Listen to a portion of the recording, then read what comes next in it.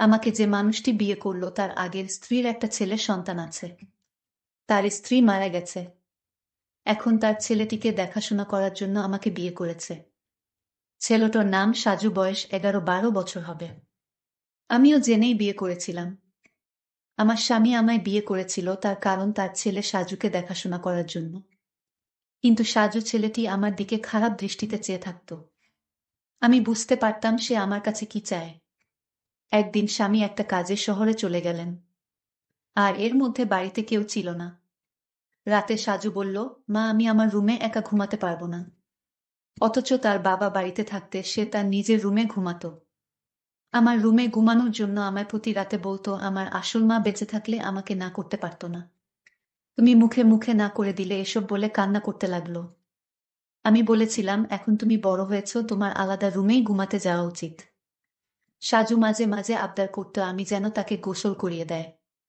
একদিন তার কান্না দেখে এবং কেন আমার রুমে ঘুমাতে চায় এই বিষয়টা জানার জন্য আমি বললাম, ঠিক আছে, তুমি আজ আমার রুমে থাকবে। রাত যখন 2টা বাজে তখন সাজু আমার সাথে যা করেছিল তা শুনলে তোমাদের চোখ কপালে উঠে যাবে। তাহলে আসল ঘটনাটা বলি। আজ আমার বিয়ে হয়েছে। বাকি সব নতুন বধূর মতো আমিও আমার বাসরাতে বসে আছি। কিন্তু আজ আমার মনে নেই কোনো সংকোচ, নেই কোনো স্বপ্ন, আর নেই নতুন সংসার সাজানোর ইচ্ছা। কারণ আজ প্রথমবার নয় যে আমি এভাবে নতুন বধূ সেজে বসে আছি। এর আগেও ছিল এরকম একটি রাত যে কারো জন্য এভাবেই বসেছিলাম। আজ হয়তো সব একই রকম, শুধু মানুষটি বদলে গেছে। হঠাৎ দরজা থেকে কারো আসার আওয়াজ শুনলাম। সে আর কেউ নয়, আমার নতুন স্বামী শাহজাহান। আমি উঠে সালাম করলাম। শাহজাহান বলল, সালাম করা লাগবে না, বরং আপনি বিছানায় যেয়ে শুয়ে পড়ুন, আমিও সোফায় শুয়ে পড়ি। সালমা বলল, না না, আপনি বিছানায় ঘুমান, আমি সোফায় থাকতে পারবো। শাহজাহান বলল, দেখুন, আমরা দুজনের কেউ এ বিয়েটা মানি না। দুজনেরই আলাদা আলাদা কারণ আছে বিয়েটি করার। কিন্তু আমরা একজন অন্যজনের সম্মান তো করি। আর আমি এরকম ব্যক্তি না যে নিয়ে আরামে বিছানায় ঘুমাবে আর কোনো মেয়েকে এভাবে সোফায় কষ্ট করে ঘুমোতে দিবে। আপনি আমার স্ত্রী, তাই আপনার খেয়াল রাখা আমার দায়িত্ব। আর আপনি যদি আমার এতটুকু সম্মান করেন তবে বিছানায় যেয়ে ঘুমিয়ে পড়ুন। আমিও মাথা নেড়ে সম্মতি দিলাম আর বিছানায় যেয়ে শুয়ে পড়লাম। এবার বলি আমাদের বিয়েটা কিভাবে হলো। মিস্টার শাহজাহান চৌধুরী শহরের অনেক বড় একজন ব্যবসায়ী।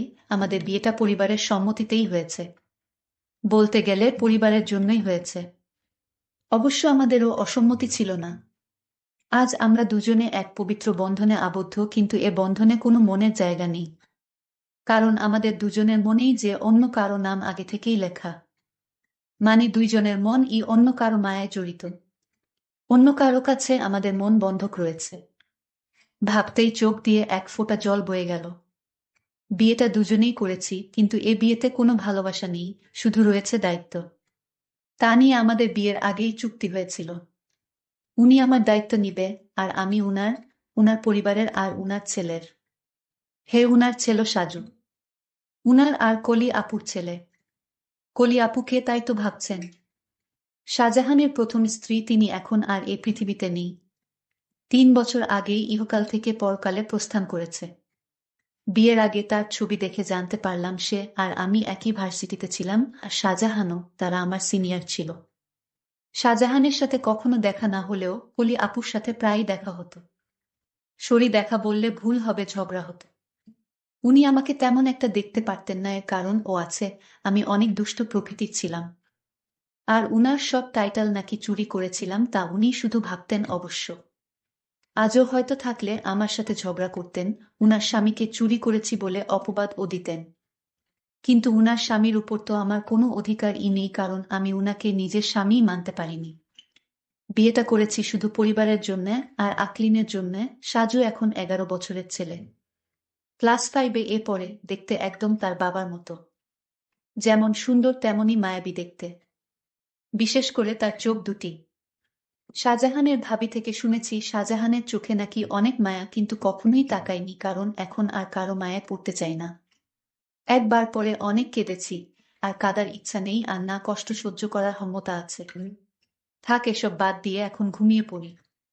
ঘুম থেকে উঠলাম সকালের আলো যখন চোখে এসে পড়ল। উঠে দেখি শাহজাহান এখনো ঘুমোচ্ছে, কিন্তু জানালা থেকে আসা আলো তার ঘুমে বিঘাত দিচ্ছে। তাই পর্দা বন্ধ করে নিয়ে আসলাম, এসে রেডি হয়ে বাইরে চলে আসলাম। এসে দেখি আমার শাশুড়ি মা আর ভাবি আগে থেকেই উঠেছে। মা, আরে বৌমা তুমি এত সকালে কেন? সালমা বলল, আসলে মা ঘুম ভেঙে গিয়েছিল তাই। ভাবি, তা ঠিক আছে, কিন্তু আমাদের নতুন বউ, না কোনো সাজ না কোনো গয়না। যাও পরে আসো। ভাবি, আসলে আমার সাজা পছন্দ না। ভাবি বলল, জানি, তাই তো গতকাল নিজের বিয়েতেও সাজনি। মা বলল, বিয়েটা কি তেমন ভাবে হয়েছে নাকি তোর দেবরের জন্য কিছুই করতে পারলাম না? ভাবি বলল, থাক মা, বাদ দেন। মা, আর আমাদের নতুন বউ তো এমনিতেই চাঁদের টুকরা, ওর সাজা গুজা লাগবে না। ভাবিস আমি বুঝি সুন্দর না? মুখ গোমরা করে মা বলল, তুইও খুবই সুন্দর। কিন্তু মা জানো, আমি ছেলে হলে ঠিকই আমার দুই ভাবির প্রেমে পড়তাম। পিছন থেকে এসে মাকে এসে বলল, ভাবি বলতো ছোট ভাবির প্রেমে পড়তি। অবশ্য আমিও পড়তাম, আমার জালটা এতই সুন্দর। সবাই হাসাহাসি করতিসে। সালমা বলল, মা আমি আপনাদের জন্য চা বানিয়ে আনি। মা বলল, আরে না, তুই বস, আমরা সব করব। সালমা বলল, মা আমার ভালো লাগে না এমনি বসে থাকলে মা, কিন্তু। সালমা, প্লিজ মা। ভাবি বলল, আচ্ছা তাহলে আমি সাহায্য করি, আর সাথে অনেক গল্পও করব, কেমন? সালমা, আচ্ছা। সালমা চা বানালো আর রানু ও ভাবির সাথে গল্প করল। আসলে গল্প করছিল না, শুধু শুনছিল। চা বানানো শেষে নিয়ে আসে। এসে দেখে মা, বাবা আর শাহজাহানের ভাইয়া বসে আছে। বসে বসে গল্প করছে। সবাইকে চা দিল। বাবা, বাহ, অনেক মজা হইছে, তোমার মার চায়ের থেকেও মজা হইছে। ইমন, হ্যাঁ, অনেক অনেক ভালো হইছে। রানুকে একটু চা বানানো শিখিয়ে দিয়ে। কি বানায় টেস্ট বুঝি না। রানু, কি এত বড় কথা, কাল থেকে 7 দিন তোমার চা বন্ধ? ইমন, নানা, আমি তো দুষ্টুমি করে বলছি। তুমি তো জানো আমি চা ছাড়া থাকতে পারি না। এভাবে সবাই চা খেয়ে নিলাম। তারপর আমি আমার স্বামীর রুমে গেলাম, গিয়ে দেখি অবাক কাণ্ড। শাহজাহানের ছেলে, অর্থাৎ আমার স্বামীর ছেলে তো আমারই ছেলে, সে তো বড় দুষ্টু হয়ে গেছে অল্প বয়সে। মনে হয় পেকে গেছে। গিয়ে দেখি একটা পুতুল হাতে নিয়ে বলছে, তুমি কবে আমার হবে মা? আমার কবে আমায় কাছে টেনে নিবে? আমি যে আর সইতে পারছি না মা। আমি অবাক হয়ে তার কথাগুলো শুনতে পেলাম। কোনো মাকে সে চাই, আর মার কাছে তার কিসের চাওয়া? আর তার মা তো বেঁচে নেই। তাহলে আমাকে নিয়ে কিছু বলছে নাকি? এত ছোট ছেলে এই বয়সেই পেকে গেছে। কি বলছে কিছুই বুঝতে পারছি না। কিছুদিন পর আমার স্বামী ব্যবসার কাছে বাহিরে গেলেন কিছুদিনের জন্য। সাজু ছেলেটি আমার দিকে সবসময় এক অদ্ভুত দৃষ্টিতে তাকিয়ে থাকে। মনে হয় তার চোখের ভিতর হাজারো পিপাসা। আমি হঠাৎ জিজ্ঞেস করলাম, এই সাজু, তুমি এভাবে আমার দিকে তাকিয়ে কি দেখছো? আমি আপনার চেহারাটা দেখছি, আপনার চেহারায় এতটাই মায়া যে আপনার চেহারায় আমি একটা অদ্ভুত জিনিস দেখতে পাই। আমি তো তার কথা শুনে অবাক, এতটুকু বাচ্চা ছেলে এসব কি বলে? হঠাৎ আমাকে জিজ্ঞেস করে ফেলল, আচ্ছা মা, তুমি বাবাকে কেন বিয়ে করলে? আমি বললাম, দেখো তুমি ছোট মানুষ, আর তাই তোমাকে দেখাশোনার জন্য তোমার বাবা আমাকে বিয়ে করেছে। সাজু ইদানিং দেখছি আমার দিকে অদ্ভুত দৃষ্টিতে তাকিয়ে থাকে। আমি যেখানে যাই সেখানে আমাকে ফলো করে। আমি গোসল করতে গেলাম। সাজু বলতেছে, মা, অনেক দিন হলো আমার মা আমাকে গোসল করিয়ে দেয় না, আমাকে ভাতও খাওয়াইয়া দেয় না। মা, তুমি তো আমার মা, যেহেতু আমার আগের মা মারা গেছে। এখন আমার মা হিসেবে আমার আব্বু তোমাকে বিয়ে করে এনেছে মায়ের শূন্যতা পূরণ করার জন্য। মা, আমাকে তোমার হাতে গোসল করিয়ে দাও। আমি বললাম, দেখো সাজু, তুমি যখন ছোট ছিলে তখন তোমার মা তোমাকে গোসল করিয়ে দিত। আর এখন তো তুমি বড় হয়েছ, তুমি নিজ হাতে গোসল করতে শিখো। আর তুমি এখন বড় হয়েছে, তাই এখন আর আমি তোমাকে কিভাবে গোসল করিয়ে দেয়? তুমি নিজেই করতে পারবে বাবা। থাক মা, পর কখনো মা হয় না। আমি বুঝতে পারলাম আমাকে তোমার কোনো হেল্প করতে হবে না। এই বলে সাজু চলে গেল। আমি চিন্তা করলাম, আমার কি কোথাও ভুল হয়েছে? আমি তো এখন তার মা, আর তাই মা হিসেবে আমার কর্তব্য পালন করা উচিত ছিল। কিন্তু সাজু তো তার বাবা বাড়িতে থাকাকালীন আমার হাতে গোসল করতে চাইতো না। আজ বাড়িতে তার বাবা নেই। আসলে কারণটা কি? বিষয়টা আমি কিছুই বুঝতে পারছি না। এসব ভাবতে ভাবতে রাতের রান্না শেষ করে আমার রুমে গিয়ে সাজুকে ডাক দিলাম। গিয়ে দেখি আমার একটা ছবি হাতে নিয়ে ছবিটির সাথে কি যেন বলছে। আর ছবিটির সাথে এক অদ্ভুত আচরণ করছে। আর বলছে আমার মনের আশাটুকু কবে পূরণ হবে মা। সাজু চোখের পানি ছেড়ে কান্না করছে আর বলছে। আমি ডাক দিলাম, সাজু তুমি কান্না করতেছো কেন, তোমার কি হয়েছে?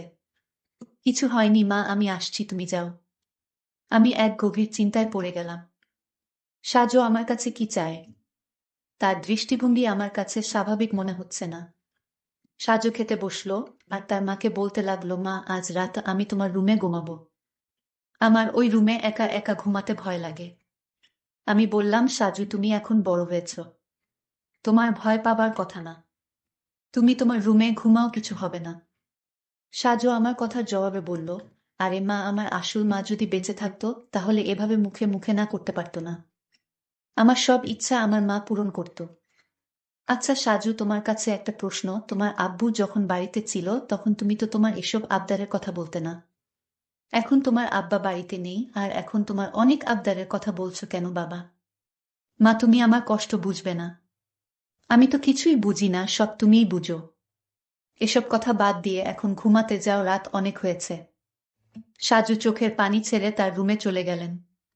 আর আমি শুয়ে শুয়ে সাজুর আবদারের কথা ভাবতে লাগলাম।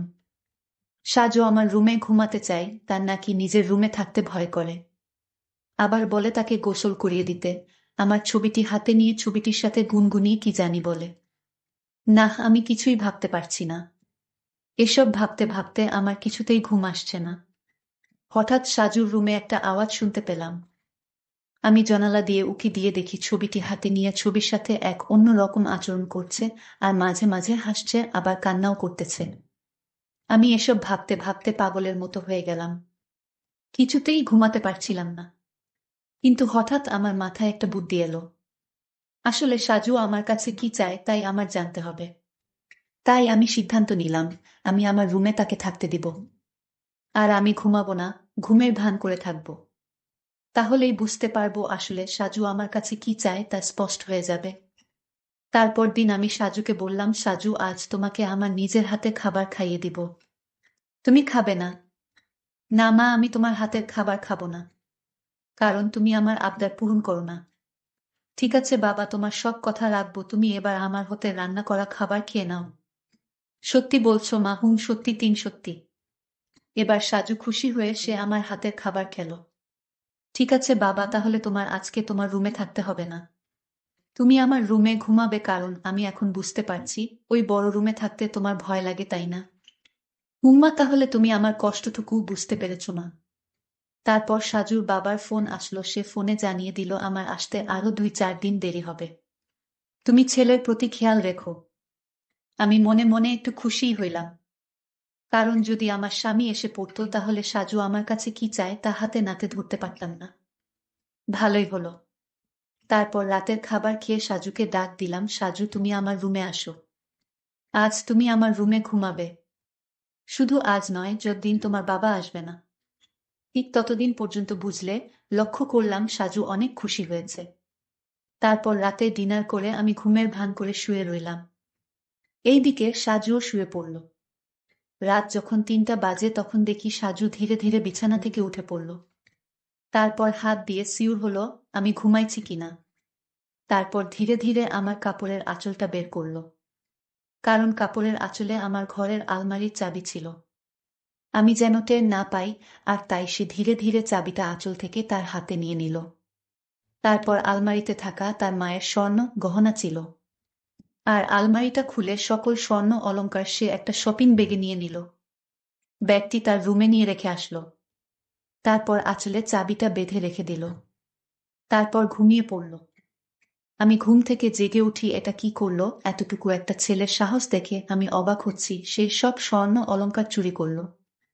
আর এই বয়সে তার এত স্বর্ণ বা টাকার দরকার কেন? আমি তাকে কিছুই বলিনি।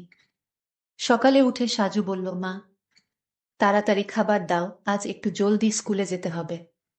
ঠিক আছে, আমি নাস্তা দিচ্ছি, নাও খেয়ে স্কুলে যাও। সে তাড়াহুড়া করে খাবার খেয়ে ব্যাগটি নিয়ে ঘর থেকে বের হতেই আমিও তার পিছু নিলাম।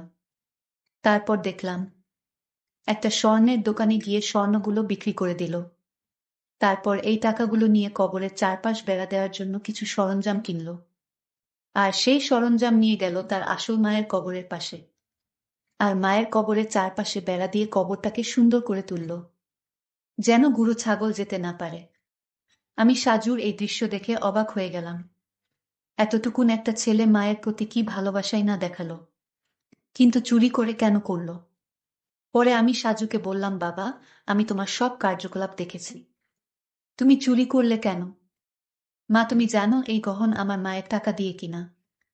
আমার বাবা আমার মাকে অনেক কষ্ট দিয়েছে, আর তাই আমি আমার মায়ের সম্পদ বিক্রি করে মাকে দিয়ে আসলাম। ভালো করিনি মা। বাহ সাজু, তোমার মতো সন্তান যদি প্রতিটি ঘরে ঘরে থাকতো, তাহলে পৃথিবীটা অনেক সুন্দর হয়ে যেত। মায়ের প্রতি এমন ভালোবাসা দেখে আমি মুগ্ধ হলাম। সকল দর্শকদের উদ্দেশ্য করে বলতে চাই, যাদের মা বেঁচে আছে তাদের খেয়াল রেখো, তাহলে দুনিয়া আখিরাতে শান্তি পাবে, সফল হবে। বন্ধুরা, আজকের গল্পটি কেমন লাগলো তা কমেন্ট করে জানাবে। আর তোমরা কোন ধরনের গল্প পছন্দ করো তাও কমেন্ট করে জানাবে। সকলে ভালো থাকবেন, দেখা হবে নতুন কোনো ভিডিওতে। ধন্যবাদ।